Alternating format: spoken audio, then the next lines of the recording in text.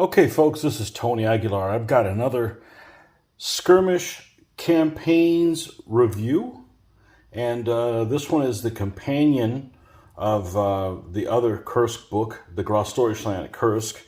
And the Gross Deutschland at Kursk is basically the Germans on the offense on the southern front. This one's called Red Guards at Kursk, and this is the Soviets on the attack, or the counterattack, on the northern part of the Bulge. Again, this is put together by Scott Fisher and Nathan Forney. The date on this one is 2003. And you got a forward here. If you look at the back here, just like the other one, Russia 43 Red Guards at Kursk. It's a complete book for recreating the skirmish level battles and campaigns centered on the Soviet 11th Guards Army, and it's thrust on the northern flank of the Kursk salient in July 43. Book includes 10 scenarios that can be played alone or together in one of 3 campaigns. This book is also fully compatible with its companion volume, Skirmish Campaigns Russia 1943, Gross Deutschland at Kursk. So just like the other one, is you're going to have these sets of scenarios where you can link them together, and they all have kind of a core force and some other items that you roll randomly to see what you get in them. According to this, it's compatible with these other rule sets: Arc of Fire, Battleground, Beer and Pretzel, Skirmish, Battlefront, Battalions in Crisis, Cross of Iron, The Face of Battle, it's the one I use, Overlord, Panzer Marsch, Skirmish 90, and many more. And, there's lots of other rule sets that have come up since then, since 2003. So it gives you a little bit of the table of contents. There's basically 3 campaign games: Red Surge campaign, the Panzer Relief campaign, and the Fighting Withdrawal campaign. So let's just take a look at what's inside here. Just kind of a quick glance here over. We got the introduction here. And all the scenarios have different training values and morale values that are compatible amongst all the other rule sets. These are the ones that they use here, basically a training level of T1 being the best, down to T5, and then morale of A+ being the best and E being the worst. And all of the troops in the scenarios will have that, or their suggestions there. Okay. General scenario notes, victory conditions, so forth. Here is the translation of those troop designations per the rule set that you may be using. So for all those on here, this is kind of an overview of where these scenarios take place. This is the northern bulge. So this is the bulge here that Field Marshal Model was in charge of. The Gross Deutschland one is the southern part that's way down here. That's the other part. So this is basically the counterattacks when the attack started to stall. The Soviets counterattacked from the north, and they ended up having to divert forces up there and to shore everything up before things went south. And the campaign games, again, it's Red Surge campaign, consists of 4 scenarios: Red Recon, breaching the line; Iron Wedge, holding back the tide. Panzer Relief campaign includes Onslaught, Crisis at Ulianovo, and Dwindling Hope. And the third campaign is the Fighting Withdrawal campaign, has Panzer Riposte, Steel Tide, and Final Line. So let's take a look at those scenarios. A little bit of the history section, more history, even more, and of course the bibliography of where these authors probably got some inspiration for these scenarios. Okay, Red Recon's the first scenario. I believe it's a small scenario as well. It is. So it's kind of a, generally these books, the scenarios towards the beginning of the books tend to be more basic, less amount of forces in them. One towards the back just tend to be really, really big sometimes. As the other books, this is what the terrain is suggested to look like. It's broken down in squares that in 15 and 20 millimeter scale they are 1 foot squares. So you can look at this and go, okay, this is suggested to play on a 3x4 battle. You got crossroads here with some trenches, some houses, light woods, that kind of thing. Okay, and got some barbed wire there also. So if you look at the forces here, the Germans have a radio section with 4 guys and an infantry squad with 10. That's it. They would get a variable attachment. They roll a die, basically a d20. And if you roll 1 through 8, you can get 1 house is designated as a bunker. If you roll 9 through 12, 1 house is designated as a bunker, and you get a partial squad. And 13 through 20, 1 house is designated as a bunker. 1 house is booby-trapped. Treat the first D6 Soviet attackers to enter the house as if they were entering a minefield. Ooh, nasty. And the Soviets get a submachine gun squad, a rifle squad, and a sapper team. Okay. Breaching the line is the next scenario. This is a 4x8, I believe. 1, 2, 3, 4. 1, 2, 3, 4, 5, 6, 7, 8. So now we're down to 4x8 is kind of a standard size. Breaching the line. Let's take a look at what it is. And it also says the setup area. So for instance, you've got the board is set up like this, and the Germans can set up on this half of the board. So they're setting up width-wise, and it's not very deep. Soviets come in here. And it looks like there's some Germans that also come in as reinforcements. Let's take a look at what we got. Germans don't have a whole lot of stuff. They got an infantry squad, an infantry platoon headquarters. And the Soviets have a platoon headquarters and 3 squads. So, yeah, no vehicles. You're going to see some vehicles coming up soon, but no vehicles in these scenarios. And just like that, coming up soon, there you go, Iron Wedge. There's got to be some vehicles there. So you got Germans set up here on most of the boards. Soviets are going to come in on here on the edge. And, yeah, there's a lot of vehicles, but the Germans don't have them. They have a Pioneer Platoon Headquarters Squad, a Pioneer Squad, which is, combat engineers, basically, with a Flammenwerfer, and a 37mm anti-tank gun. Who are these guys? The 293rd Infantry Division? Well, they need to get an upgrade, because a 37mm anti-tank gun in mid-1943 just isn't going to cut it. So what's staring down on them? 3 T-70 light tanks, 3 T-34 light tanks, and 2 squads of infantry riding on the backs of them.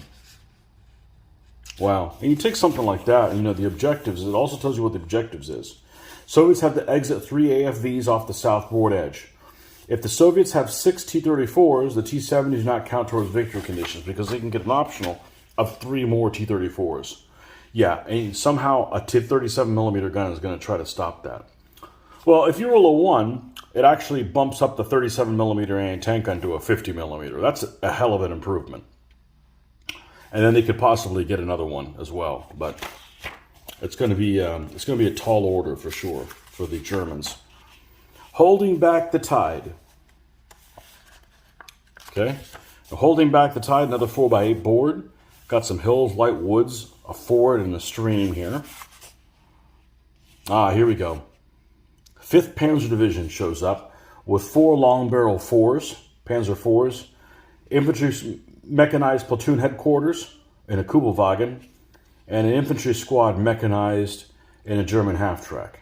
And it could potentially have a couple more long barrel Panzer 3s or another squad. Meanwhile, the Soviets have a command T-34, 3 T-70s, 3 more T-34s, and a tank riding squad. So what kind of an objective is it? A lot of these have the just exit off the other edge of the board kind of thing. End the scenario with at least 2 AFVs on the west side of the stream. North. Okay, so here's your stream. They need to get at least, the Soviets are going to come in like this, and they need to get at least 2 AFVs on the west side of the stream. For this purpose, the AFVs count as one, the T-70s count as 1/2 of an AFV. So, yeah, you need to concentrate on knocking out the T-34s. I don't know, might be kind of a tall order for the Russians, honestly, because they got 4 Panzer IVs with long barrels. Those should be able to knock out the T-34s just fine. Onslaught. Well, here's a really interesting scenario, how it lays out. You got a 3x4 board, so relatively small. You got a gully that runs across it through the middle of a cornfield. And you got light woods on this end, German set up here. What exactly do we have here? The Germans have a squad of infantry trying to defend 3 feet across. That's interesting. And the Soviets have 3 squads.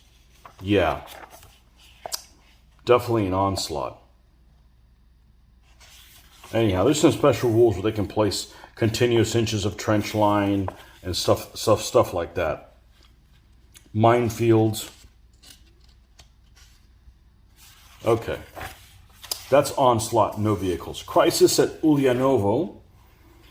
Looks like a 4x8 board that the Germans set up on most of it. And there's a hill right in the middle of it. So what exactly do we have there? We got a couple long-barreled Panzer IVs. This is the 18th Panzer Division. A Pak 40, there you go. That's a little bit more like it. That's what you want. You're going to have an anti-tank gun. You need a Pak 40. It's mid-43, for God's sakes. And 6 T-34s, 3 T-70s. Germans can have an additional couple Martyrs, Panzer IIIJs, that sort of thing. So we can even get even more T-34s. Dwindling hope. So we got cornfields and marshes, and even though this is a 4x8 board, you've got a lot of terrain here that's kind of restrictive, you know. This one you've got 4 long-barrel 4s, 4 Gs. H's would probably work as well. 18th Panzer Division fielding these. 2 SDKFZ 234 armored cars. This is what I tried to say in the last review, and I botched it. It doesn't tell you what they are. That they're T-34. They're probably 234/1s because the Pumas weren't out yet, which are 234/2s. Those guys weren't out yet during the time period of Kursk.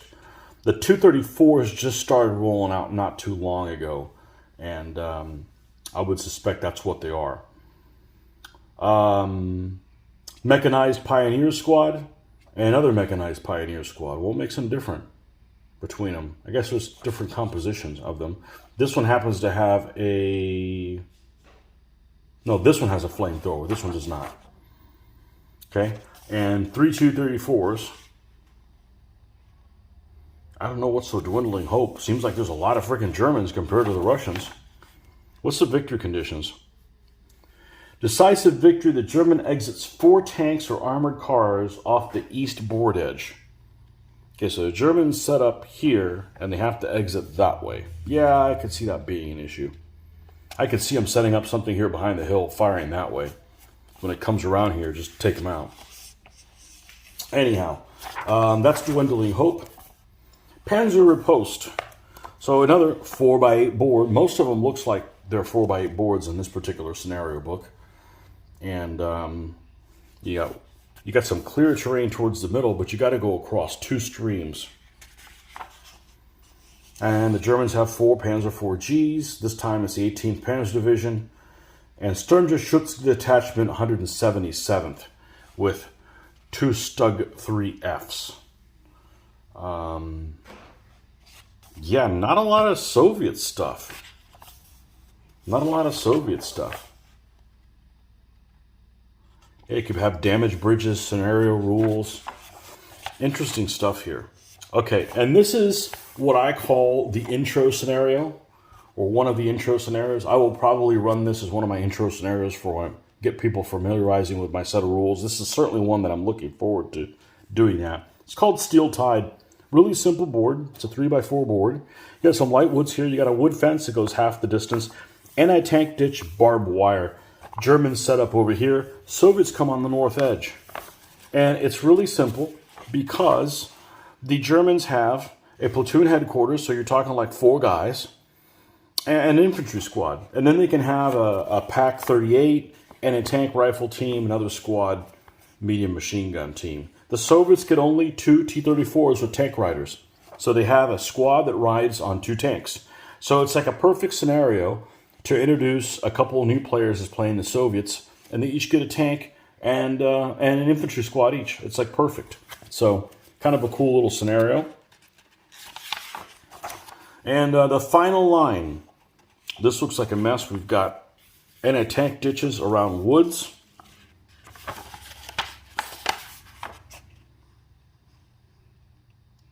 And you've got elements of the 8th Panzer Battalion, 25th Panzer Grenadier Division, got a couple of Stugs, and they could potentially have an Elephant, if you roll 19 or 20. That'd be the 654th Anti-Tank Gun Detachment. Well, here it says Elephant. It really should be a Ferdinand, okay? There was no Elephant. Elephants weren't called Elephants until they got retrofitted and put a whole machine gun in them. The Ferdinands had no whole machine gun. As a matter of fact, they were assembled in 2 different battalions, the 654th, and I want to say the other one is the 653rd. And I've got one of these laying around here somewhere. I just saw it a second ago. And here she is. This is actually a pre-made one by Dragon. This thing's probably 20 years old. And it came pre-made like this. This is a Ferdinand. Okay? And it has no whole machine gun in it. After the Battle of Kursk, the ones that survived, they got sent back home. They put a whole machine gun in there to get some point defense against the infantry. Because some of these basically were, once the infantry overrun them, you have a long 88 millimeter gun in them. And this is the same gun that's in the King Tiger, not the Tiger 1. This is the King Tiger's 88 millimeter gun. So it is a penetrating beast for sure. But it's got no point defenses. So one of the units ended up having wooden planks that were constructed back here. Some Panzer Grenadiers would ride back there. And or they would carry an MG42 that they would have inside, and they would fire it through the barrel of this. Now, you can see there's probably not a whole lot of traverse on that, and you have to do that before they're pretty close. But we have a Ferdinand in this scenario. And what is the objective on the Ferdinand here? German orders avoid Soviet victory conditions. The Soviets have to exit 2 tanks off the west board edge. Okay, and they basically have a half dozen T-34s, 3 T-70s, and a command T-34. And they could potentially have even 3 more T-34s. Talk about being outnumbered. And the Soviets have to do them off the exit 2 tanks off the west board edge. So they got to come out here. So the Germans are going to come in here. The Soviets start here, and they're going to have to push through here. Well, that's a pretty interesting scenario. Pretty interesting scenario. You got to run 8 feet while they get shot at by all kinds of stuff. Yeah. Pack 40, couple Stugs, and potential an Elephant. And the Soviets have a couple tank rider squads in the sapper team. The final line. Okay, and same thing as all these scenario books they have in the back. There's some advertising by some of these companies that aren't